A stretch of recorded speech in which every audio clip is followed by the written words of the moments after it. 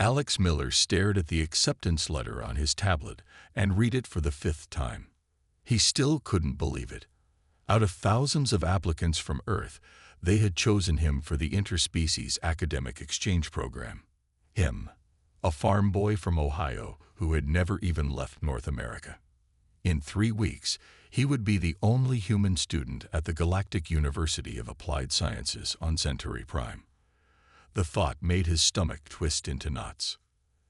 Alex packed his few belongings into the regulation case. The program guidelines were strict about what he could bring from Earth: no weapons, limited technology, and only small cultural items. He tucked a small wooden carving his grandfather had made between his clothes. It was a simple fox figure, clever and quick. Alex hoped he could be the same. The journey to Centauri Prime took 12 days in the alien transport ship. Alex spent most of it trying not to throw up from the strange movements and studying basic information about the 15 main species he would meet at the university. Most of them viewed humans as weak newcomers who had only recently discovered faster-than-light travel. They had evolved with natural advantages that humans lacked: armor plating, multiple limbs, venom, or built-in weapons. The Centauri spaceport was overwhelming. Beings of all shapes and sizes rushed past Alex.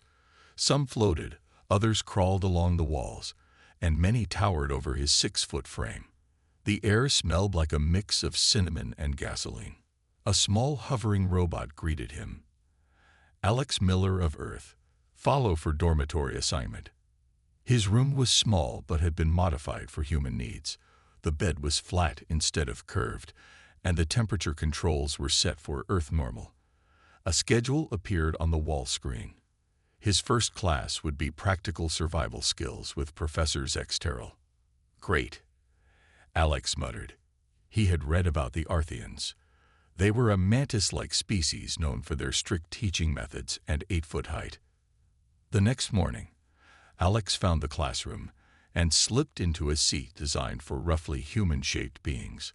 Around him sat a collection of aliens, some with too many eyes, others with scales or fur, and 2 that looked like walking plants. Professor Zexterrel entered the room on 4 of his 6 limbs. His upper body rose nearly to the ceiling, and his compound eyes reflected the light in fractured patterns.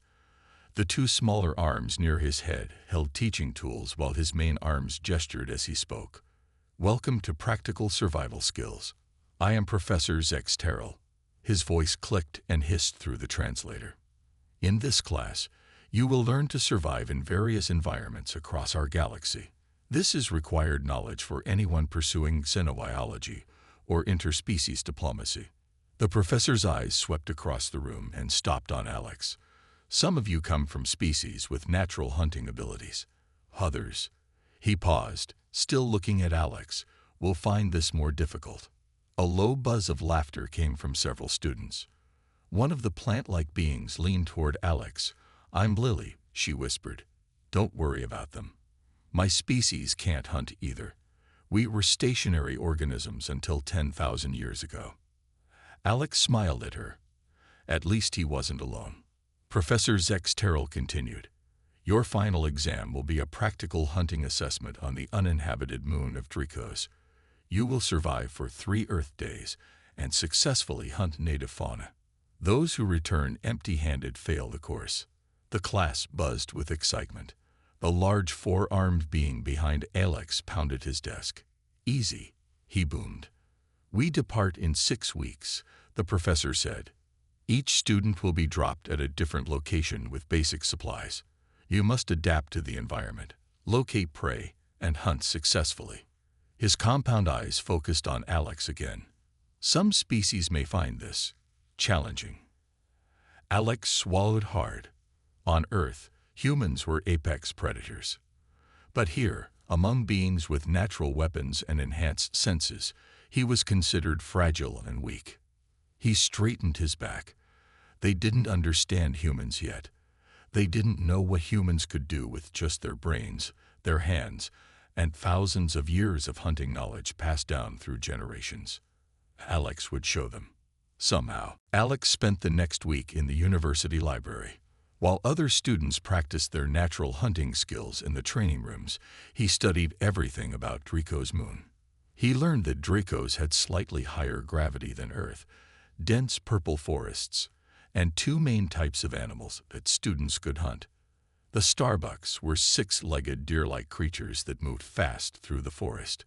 The cloud chasers were large birds that stayed mostly in the trees.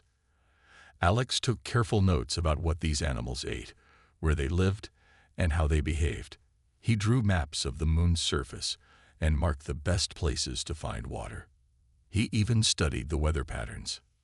"What are you doing, Earth Boy?" The voice came from behind Alex. He turned to see Groom, a large Taurian student with 4 muscular arms and tough gray skin like a rhinoceros. Groom was standing with 2 other students who all looked much stronger than Alex. "Research," Alex said simply. He didn't want trouble. Groom laughed, a deep rumbling sound. "Books won't help you catch prey. What will you do, raid to the Starbucks until they fall asleep?" His friends laughed too. "Maybe," Alex said with a small smile. "Or maybe I'll learn something useful." Groom shook his massive head. "Humans are strange. Your kind has no claws, no fangs, no poison. How did you ever become the top hunters on your world?" Alex closed his tablet. "We used these," he said, holding up his hands. "And this," he added, tapping his head. Groom didn't look impressed. "Well, good luck, Earth Boy. You'll need it."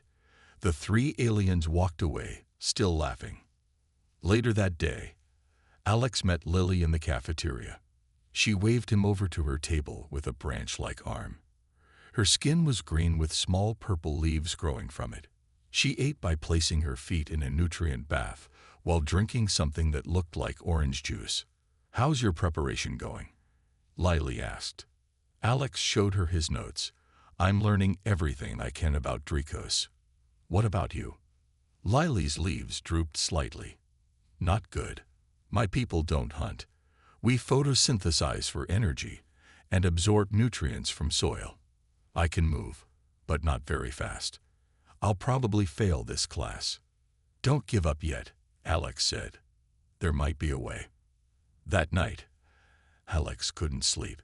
He kept thinking about Earth and how early humans had hunted. They didn't have the speed of wolves or the strength of bears, but they had succeeded anyway. How? The answer came to him just before dawn. Traps. Early humans had used traps to catch animals they couldn't chase down. He jumped out of bed and started sketching designs. Snares for catching legs, pit traps for larger prey, nets for birds. The next day, Alex went to Professor Zexteral's office. The tall insect-like alien had to bend down to fit through his own door.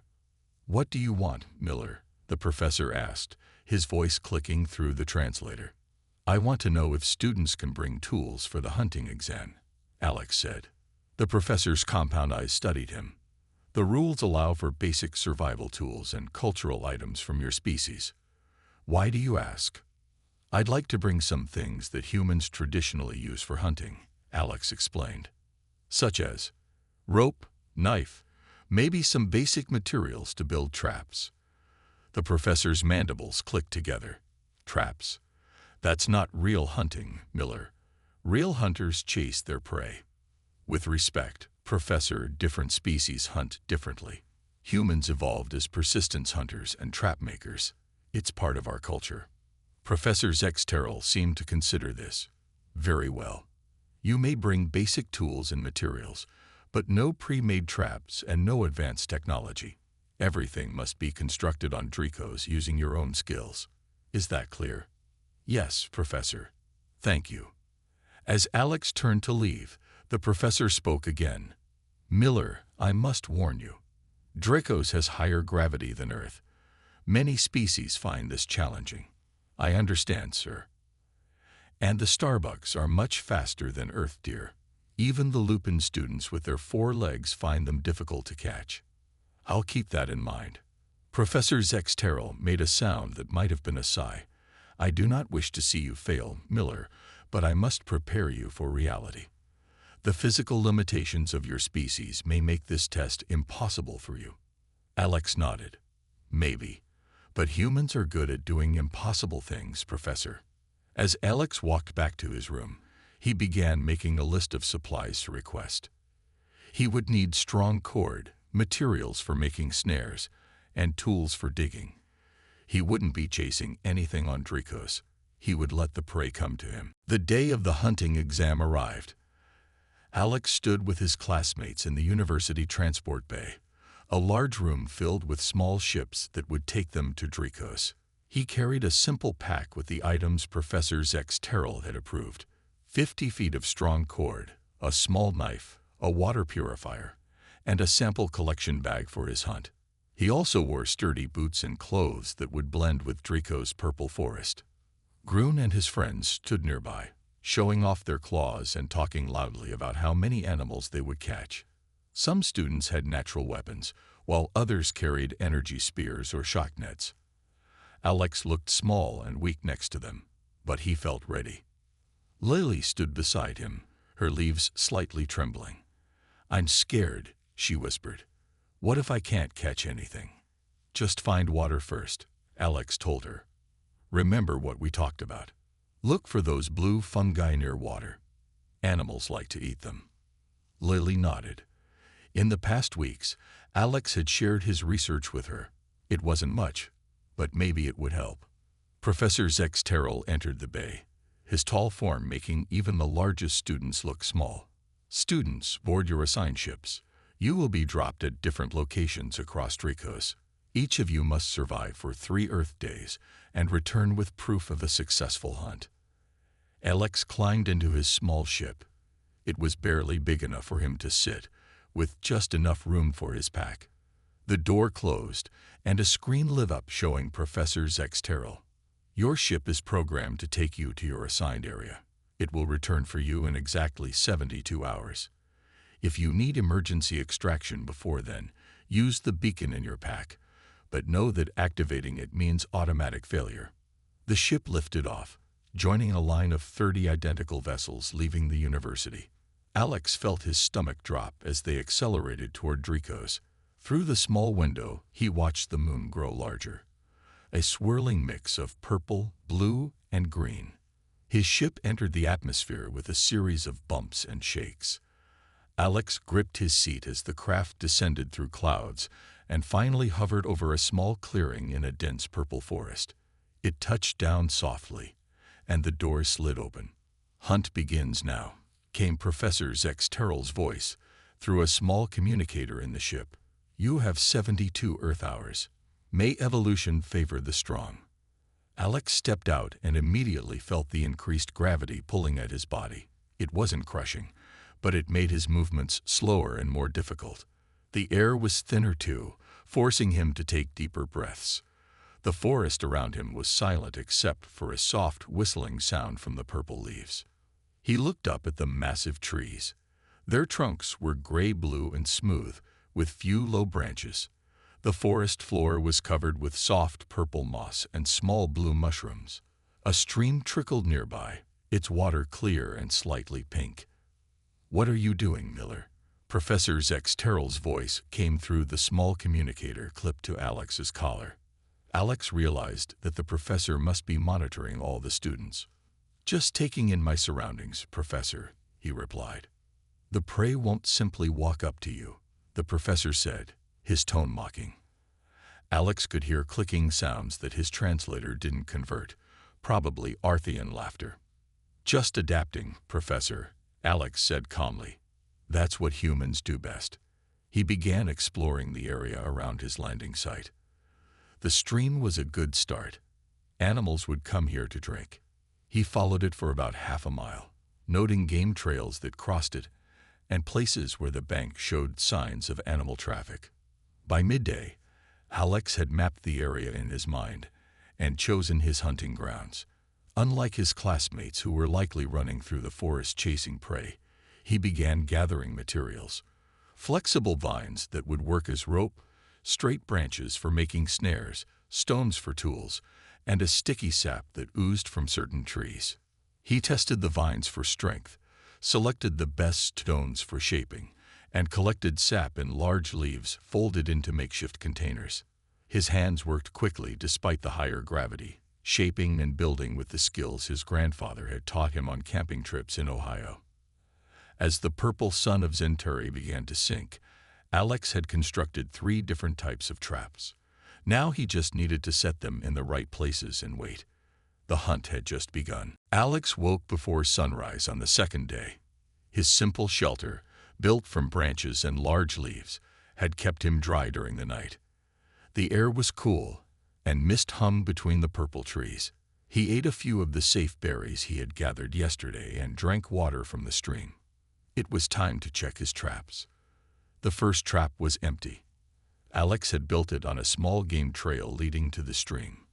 A simple snare made from vines that would tighten around an animal's leg. Something had triggered it, but the vine had snapped. He would need stronger materials. The second trap was also empty, though undisturbed. It was a pit trap covered with light branches and leaves, placed where he had seen 3-toed tracks in the soft ground. Alex approached his third trap with low expectations. It was near a patch of the sweet-smelling blue fungi that his research said attracted starbucks. He had built a trigger system that would release a heavy log when the bait was disturbed. He heard the thrashing before he saw it. A starbuck was caught, its back leg pinned by the log. The animal was beautiful, like an earth deer but with 6 legs, no antlers, and a shimmer to its brown fur that made it look almost metallic. It was larger than Alex had expected, easily 150 pounds of meat. The starbuck's large eyes watched him fearfully. Alex felt a moment of sadness, but pushed it aside. This was a hunting test, and the animal's meat wouldn't be wasted. He approached carefully, speaking in a soft voice. "I'm sorry about this," he said, knowing the animal couldn't understand him, but hoping his tone would be calming. He took out his knife. With quick, practiced movements learned from his grandfather, he ended the starbuck's life as humanely as possible. The communicator on his collar buzzed. "First success recorded," came Professor Zexterrell's voice. "Though I question your passive hunting method, Miller." Alex was surprised. He hadn't realized the professor was watching so closely. "Hunting isn't just about the chase, Professor," he replied. "It's about maximizing results while minimizing energy expenditure. Classic efficiency equation." Was the only response. Alex began the process of field dressing the starbuck. His grandfather had taught him how to hunt deer back on Earth, and while the starbuck had different internal organs, the basic process was similar. He worked carefully, saving the useful parts and burying the rest. The meat was dark and rich-looking. Alex cut a small piece and put it in his sample collection bag as proof of his hunt. The rest he began preparing for preservation. He built a small, nearly smokeless fire and constructed a simple smoking rack from branches. He cut the meat into thin strips and hung them over the low fire to smoke. By midday, the sweet smell of smoking meat filled the air around his camp. Alex was pleased with his progress, but knew one animal might not be enough to impress Professor Zexterrell. He needed more. He repaired his first trap with stronger vines and reset the second with better camouflage. Then he built 2 new traps, one designed to catch cloud chasers and another for smaller ground animals. As he worked, Alex heard distant sounds of other students hunting. Roars from the Felidon students, clicking calls from the Arthians, and once a loud crash followed by cursing that his translator couldn't properly convert. He smiled to himself. Let them run around chasing prey. His approach was working just fine. Late in the afternoon, Alex checked his traps again. The pit trap had caught a small starbuck, barely more than a fawn. It was alive and unhurt, just unable to climb out of the pit. Alex had a decision to make. The young animal wouldn't provide much meat, and killing it seemed wasteful. But the test required proof of hunting success. He studied the frightened creature, remembering his research. Starbucks were herd animals. Where there was a young one, adults would be nearby. This gave him an idea. Instead of killing the young starbuck, Alex carefully lifted it from the pit. He tied a long vine around its neck as a lead and secured it to a stake near his camp. Then he built a new trap, larger and stronger than before, near the tethered animal. "Let's see if your family comes looking for you," he told the young Starbuck, offering it some blue fungi to eat. "They might bring me my dinner." As evening approached on the second day, the sky over Dracos began to change. The normal blue-green color darkened to a deep purple, and clouds formed rapidly. Alex watched with concern as lightning flashed in the distance. His research had mentioned Dracos had sudden storms, but he hadn't expected one so soon. He worked quickly to secure his camp. He tied down his smoking rack and covered it with large leaves to keep the meat dry. He moved his supplies into his shelter and reinforced it with extra branches. The young Starbuck he had captured looked nervous, so Alex built a small lean-to to protect it from the coming rain. The wind picked up, bending the purple trees. Alex's communicator buzzed with static before Professor Zexteral's voice came through. "Attention, students. A level 3 electrical storm is approaching your positions. Seek appropriate shelter immediately." Alex had just finished securing his camp when the first heavy raindrops fell. They were thick and slightly pink, sizzling where they hit the ground. The storm moved in fast, with lightning striking trees nearby, and thunder so loud it made the ground shake. Through the static on his communicator, Alex began to hear distress calls from other students. "My shelter collapsed. Can't rebuild in this gravity and wind." The voice belonged to Lily, the Floraxian. Alex checked his map and saw that her signal was coming from less than 2 miles away. Help requested. "Electrical discharges affecting my armor systems." That was Groon, the Taurian who had mocked Alex earlier. His signal showed he was near Lily's position. Without hesitation, Alex grabbed his emergency kit, secured his pack, and prepared to leave camp. The storm was dangerous, but his fellow students were in trouble. He tied a length of vine around his waist and secured the other end to a tree near his shelter, so he could find his way back. "I'm coming, Lily." "Groon, can you hear me?" he called through the communicator. "Miller, what are you doing?" Professor Zexteral's voice cut in. "Maintain your position." "With respect, Professor, they need help," Alex replied. He stepped out into the storm, immediately soaked by the heavy rain. The higher gravity made each step difficult, but he pushed forward, following the signal on his small mapping device.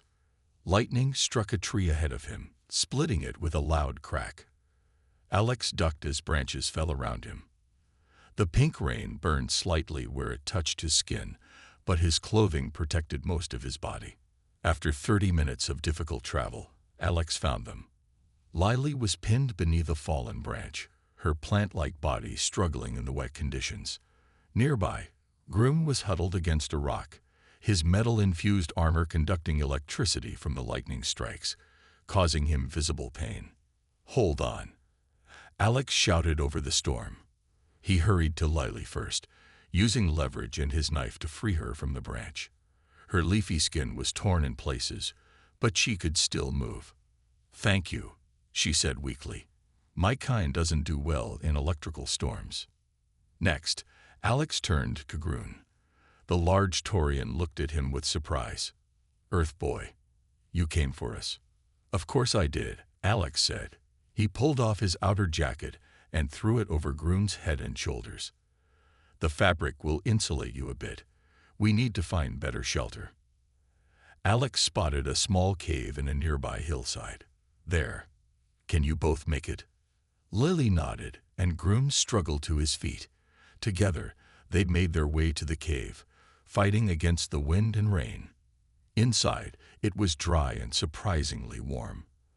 Alex used some dry moss to start a small fire for light. "Why did you come?" Groom asked, his voice softer than usual. "I was not kind to you at school." Alex shrugged. "That doesn't matter out here. On Earth, we have a saying, no one gets left behind." "But this is a competition," Lily said. "Helping us might cost you the test." "Some things are more important than tests," Alex replied. He pulled out his emergency kit and began treating Lily's tears with a healing gel the university had provided. For Grun, he found a way to ground the excess electricity by running a vine from the Taurian's armor into the damp ground. As the storm raged outside, the three very different beings huddled together in the small cave. Alex shared some of his preserved Starbuck meat with Grun, who accepted it gratefully. For Lily, he had collected some mineral-rich soil that she could absorb through her roots. "I don't understand," Grun said between bites of meat. "Your species is supposed to be individualistic and competitive. Why risk yourself?" Alex smiled. "Another human adaptation. We cooperate when it matters." The storm passed during the night, and morning brought clear skies over Drikos. Alex, Lily, and Grun emerged from their cave shelter to find the forest damaged but beautiful. Water droplets on the purple leaves caught the sunlight, making the whole forest sparkle. "We should return to our own areas," Grun said, his forearms stretching after the long night. "The test will end soon." Alex checked his communicator. "We have about 18 hours left. Will you both be okay?" Lily's leaves had perked up in the morning light. "I'll be fine now. My photosynthesis is working again." "Thank you, Alex." "I too am grateful," Grun admitted, looking slightly embarrassed. "A Taurian does not forget a life debt." Alex smiled. "Just be careful on your way back." He shared his remaining emergency supplies with them and checked his map. His camp was about 2 hours away if he walked straight there. By midday, Alex had returned to find his camp mostly intact. The smoking rack had stayed dry under its cover, and his meat was well preserved. Most surprising of all, his trap near the young Starbuck had worked. A large adult Starbuck, probably the mother, was caught in the snare. Alex quickly processed this new catch, adding more meat to his collection. He now had more than enough to pass the test, but as he worked, an idea began to form in his mind. His communicator buzzed. 6 hours remaining," announced Professor Zex Terrell. "Those without successful hunts will fail the course. No exceptions." Alex listened as other communications followed. Many students had succeeded in catching small prey, but several, including both Floraxians and some of the aquatic species who found themselves in dry areas, had caught nothing. He looked at his bounty of meat, enough to feed several people. Then he made a decision. "Professor," he called through the communicator, "the guidelines state we must successfully hunt native fauna. They don't specify we must hunt it ourselves, or that we can't share our bounty." After a moment of silence, the professor responded, "What are you proposing, Miller?" "I'm proposing a trade network. I have excess meat. Others have materials or skills I could use. In human history, hunting surplus often led to the first trade economies. The guidelines do not explicitly forbid this approach," the professor admitted after another pause. "Proceed if you wish." Alex sent out coordinates for a meeting point near his camp. "Attention, students. This is Alex Miller from Earth. I have surplus Starbuck meat to share with anyone who needs it. In exchange, I ask only for future favors or immediate assistance with processing the remaining meat." For a few minutes, there was no response. Then his communicator lit up with messages from several students. "Is this a trick, human?" asked a suspicious Felidin voice. "No trick," Alex replied. "Just cooperation. It benefits us all." Slowly, students began arriving at Alex's camp. First came Lily, looking much healthier after her time in the sunlight. Then Grun appeared, bringing with him 2 other Taurians. Soon, students from 10 different species had gathered, some bringing materials or tools to share, others simply coming for the meat.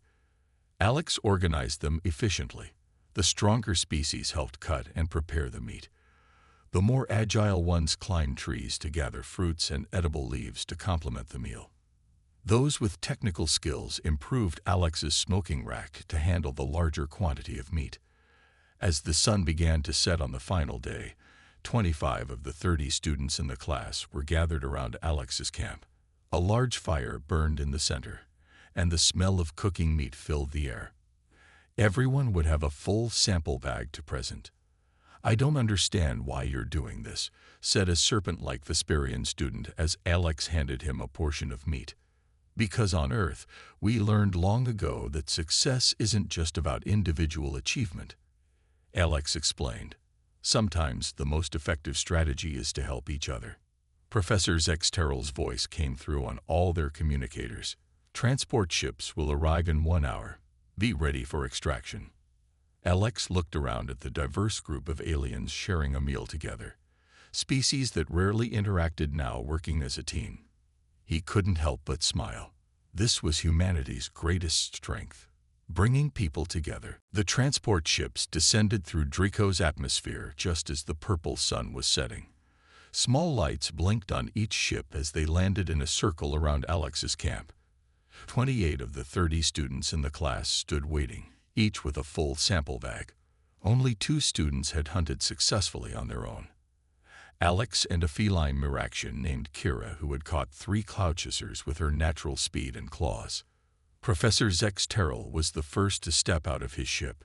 His tall insect-like form seemed even more imposing as he surveyed the gathered students. His compound eyes reflected the firelight in dozens of tiny fragments as he walked slowly around the camp, examining the smoking racks, the preserved meat, and the various traps Alex had constructed. "Explain this, Miller," the professor said, his mandibles clicking together. This was meant to be an individual assessment. Alex stepped forward. He felt small next to the professor, but he stood straight despite the heavy gravity.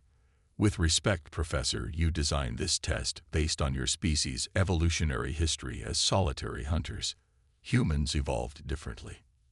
"Go on," the professor said, his voice neutral. "Humans became apex predators on Earth, not through physical dominance, but through cooperation, tool use, and understanding patterns in nature. I simply applied human evolutionary strategies." The professor was silent for a long moment. He picked up one of Alex's traps and studied its design. "You made this from materials found on Dracos." "Yes, sir. Everything was constructed here, as per the guidelines. And this sharing of resources, this was also a human strategy." Alex nodded. Throughout human history, hunters who caught more than they needed would share with their group. This led to specialization. Some could focus on hunting, others on tool-making, others on healing. Everyone benefited. Groom stepped forward, his large form towering over Alex. "The humans saved my life during the storm, Professor. Mine and Lily's. He risked failing your test to help us." Other students spoke up too. Lily described how Alex had taught her to find signs of animal activity near water.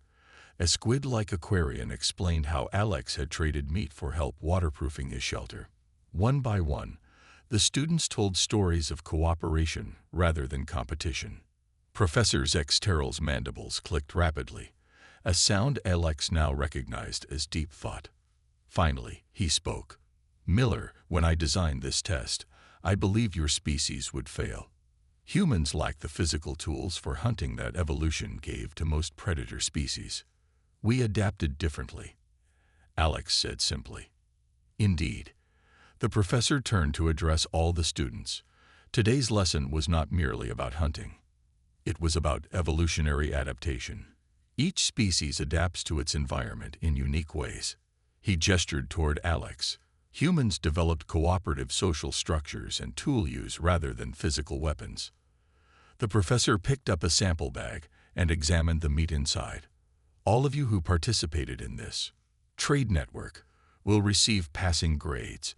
The meat is properly preserved, and the hunting was successful, even if only 2 of you did the actual killing." A cheer went up from the students. Even Kira, the Miraxian who had hunted alone, gave Alex a respectful nod. However, the professor continued, "Miller will receive the highest mark for demonstrating exceptional application of species-specific evolutionary adaptations.